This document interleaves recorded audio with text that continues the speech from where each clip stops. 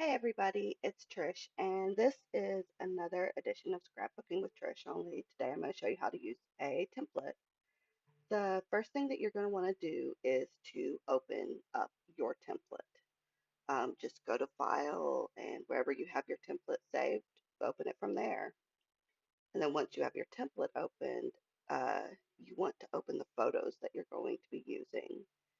Um, I just simply am using my son's senior pictures and to open up multiples of them. You're just going to hold down either Command on a Mac or Control on Windows, and then you can open multiple photos at once. You can see here that my photos are in portrait, but the photo spaces for them on this template are in landscape. So I'm just going to image and then rotate 90 degrees. It's an easy fix. To place your photos onto your template, you're simply going to click on your photo and then, still clicking on it, drag your photo over into the tab that your template is on and then let go of it and place it. To resize your photo, make sure you're using the corner boxes. That way that it resizes equally and you don't end up with like photos that are too skinny or too wide. Um, to clip your photo into the space that you want it, make sure it is over that space, and then right click your photo and select Create Clipping Mask. Um, I realized I forgot to say how to do that when I placed the first photo. That's why it's actually listed now. Um, my cheat, because I hate having a million tabs open in Photoshop, to open lots of objects is to go to File, Script, and then Load Files into Stack. You're going to want to click Browse, and then it brings you back to your window for like when you're opening things, and then go to what kit or collection that you're planning to use, and you're going to open what you're using. I'm using the cards from Tracy's newest collection, Happy Day, to fill in the spaces. Um, let's see, the spaces that I'm filling are 4x3 spaces, and so I had to look and see which ones fit into it. If it only shows you the pixel size, 1200 by 900 is the pixel size that you want that's going to fit into that 4x3. Um, Now you're going to drag over those the same way you did the photos. You could drag over multiple things using, again, Control Command. Like where it says right there, to add multiple items, just Control Command click each layer that you want to add, and then drag them over the same way that you did your photos. Um, let's see, I'm going with a lot of the red and the blue because his school's colors are red and blue, and it matches the colors of his graduation cap and gown. As you can see, I opened way more than I need, and that's just to give me options in filling that last space. Um, yeah, and then you're going to move your items to where you want them to go over the spaces where you want them into the template. I'm going back and forth here because I knew that I wanted a space to add some journaling and to add the title, but I wasn't sure which one I was going to use. And eventually I decided on the confetti one because it sort of matched the other two cards. Uh, let's see, and then you're going to clip the items into the spaces. Again, you're going to be moving the items, making sure they're over the layer where you want them to go, and then you're going to be using right click, create clipping mask. Um, since I didn't move mine when I did them exactly over the layer I wanted them to go, easy way to find out what the layer spot is if it's in the right area anyway, go onto your template, click on the layer that you're getting ready to move, and then hit Command or Control click, and it'll show you all the layers underneath it, and simply select the one that is under it. And then that'll show you where to move your layer to. This template does not have shadows. It's just a sort of like way to lay out your photos for a project life or pocket style. So you can go ahead and merge your layers, but if it uses shadows, do not go ahead and merge your layers. You can add your background paper if you want to add a background.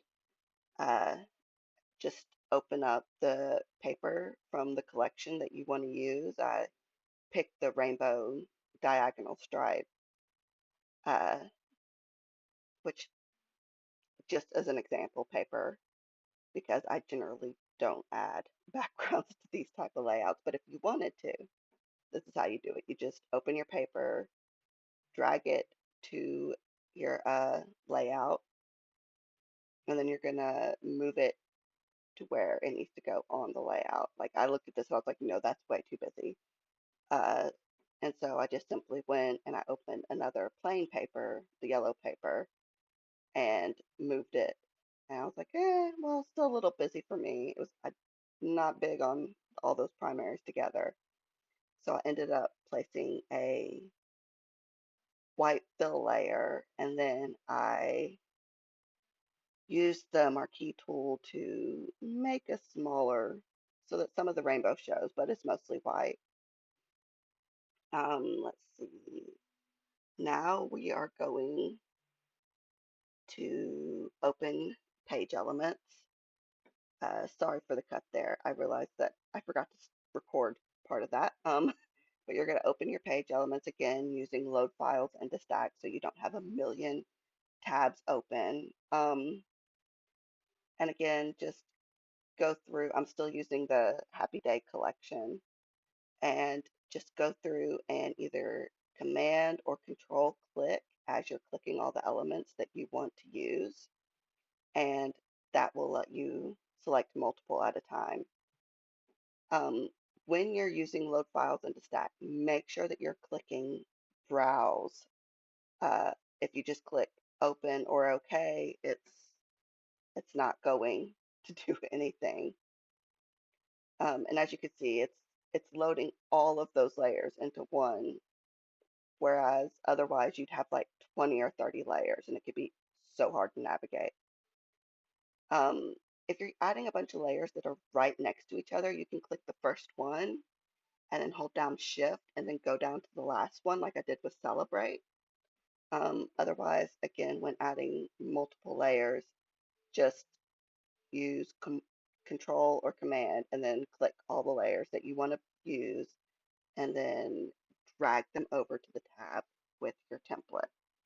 I feel like I'm saying click and drag over and over, but I mean that's really all digital scrapbooking is a lot of time is click and tab. I mean click and drag. Uh, and really like that's about it. Using those steps, you can use any simple template. Some templates are more in depth and they have element places specifically for you to use, and I'll do another tutorial showing how to go over those.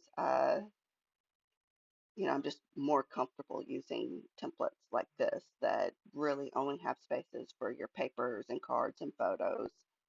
But I mean, I can definitely show you how to use the ones that, it has like a million layers for showing you where exactly to place your elements, which it can be really handy if you struggle with page design. I struggle with following someone else's page design, but if like you can't just look at the page and go, I don't know what I want to do, and there's nothing wrong with that, then using a template that, places your elements as well is a perfectly good and great option. I know lots of people who almost exclusively use templates.